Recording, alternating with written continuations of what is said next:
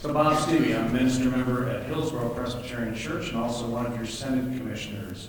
Our others are Eva Clark. Where's Eva? Eva's up front, and she's serving her final year there. Julianne Sturmer is here as well, and John Berniger, I know, is here. So these are your Synod commissioners, and we serve on one of 3 committees of Synod, which are Mission Finance, Mission Partnership, and Personnel is the 3rd one.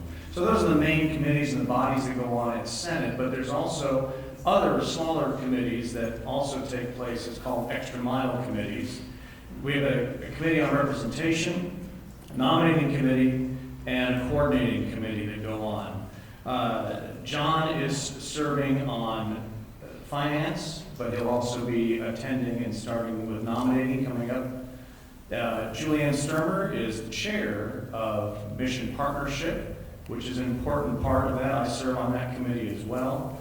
Eva has been chairing the nominating committee. She also serves on personnel and on the coordinating committee. And I'm chairing committee on representation and serving on, as I mentioned, partnership. Just know that you are well represented at Synod. We have stepped into all kinds of roles and are doing some brand new things.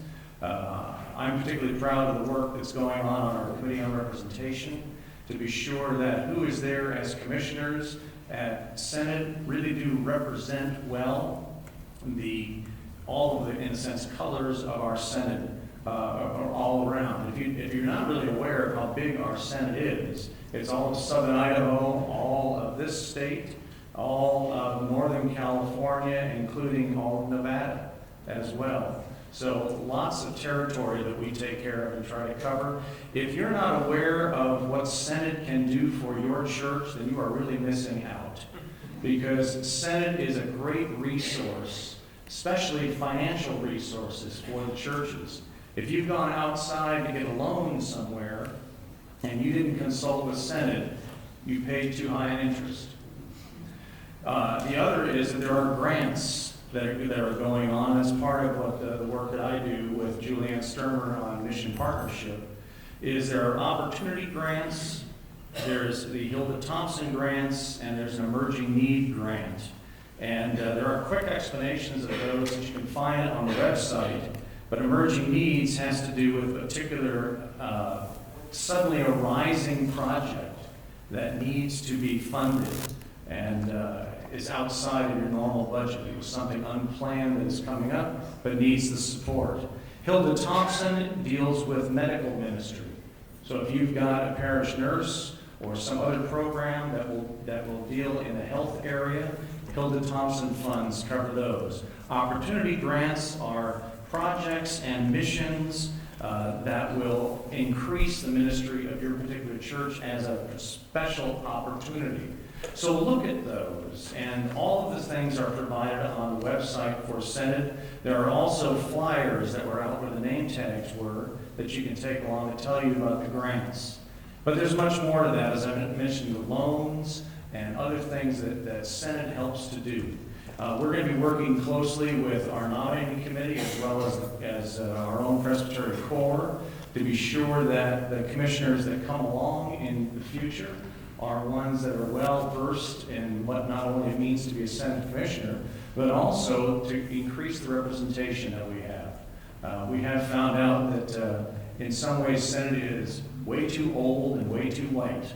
So we need to do some things about that. So the fact that one of the old white guys is standing up before you doesn't speak too well of where we're getting our commissioners from, but that's where we can do the work. So the thing, though, that I want to be able to give the time to, and it's an honor that we can have Nancy here with us. Nancy has been on the job since February as our new Synod executive, and just doing a fabulous job with us so far. We look forward to the future with her. I want to give her all the time that we can. So where does Nancy go?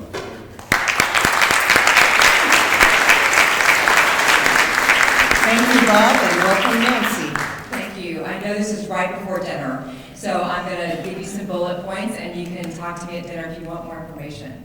I don't know that you are aware of how unique this Synod is. We are the only ones that function as a savings and loans. So you can put money, you're laughing, hey. So money is key. Isn't money helpful to run ministries? So what you can do as a PCUSA body is you can put some of your reserves into our savings. We offer a good return on the savings. We take that money and loan to PCUSA organizations within our district. For those of you who have needed to take a loan out for various reasons, I'm sure you have discovered that banks don't like to loan to churches. Churches don't tend to get good rates from banks. We offer very competitive rates. And then probably the most important thing for you is the reason that we do this is we take the profit and we divide it evenly among the 11 presbyteries, and we give you block grants. So this year you will receive $46,000 from this Synod. So we operate the savings and loans so we can give you money so that you can do more ministry. And so we keep it very local. That's why we do have some grants, which is wonderful. Some folks have been surprised expecting synods to have even more grants, but the reason is because we keep those limited so we can give you money instead. So that's one of our main functions. When it comes to loans, we have lines of credit, amortized loans, small church loans, green loans. Also, if you are in conversations with a pastor who cannot afford housing in your area, we will loan money to the congregation so that you can do a loan or shared equity with the pastor. That's also available and becoming increasingly needed in some areas. Bob covered the grants. Additional thing that we do is we offer benefits to non-ordained clergy. We offer medical, vision, and dental. We do have Kaiser, which is very popular in some areas, and that is closing open enrollment on December the 5th. I'm trying not to talk too fast, but I know you want to go. The other thing that came before the Synod upon my arrival is it is a synod's function when a presbytery has become too small to maintain itself as a presbytery. It is a synod's function to work with that presbytery to decide what to do. Stockton Presbytery is down to 10 members and will not stay at 10 much longer, which is the point. So the Moisos joined us for a task force. We talked to the different presbyteries around. We all got together. We talked to every individual church to find out where they felt aligned with, whom they felt aligned with, where they felt like they wanted to go. Stockton Presbytery is very much a family presbytery, so all of those churches expressed to us that they wanted to stay together as a body. And so all 10 of the churches are going to Sacramento Presbytery, so that those churches in Sacramento will form a new presbytery. We don't know the name yet. So those of you who go to GA, you will hear that motion from your synod. It was a very amicable conversation, but there were 2 counties. So a little bit about the Bay Area, if you don't know. San Francisco is too expensive. It's just moving out east to beat the band. Sacramento is going south. So the Stockton area, culture-wise, has changed a lot. But the 2 southern counties are still very much a farm country, and the culture is still very similar to San Joaquin Presbytery. And that presbytery also has gotten very good at starting new church communities. So there are 2 counties that are going to go to San Joaquin with some money, both from the Synod and from the Joint Presbytery, to start new churches. For more information that you want, you're a large presbytery, but I wanted you to know that this Synod did not impose onto those churches, but it was a very collaborative conversation to see what God was raising up in that midst. There's been a lot of staff changes in the office. If you have questions about that, come talk to me. And then I will close giving you a little bit of information about myself. I had the privilege of serving 9, yes, you can count 9 churches in transitional ministry.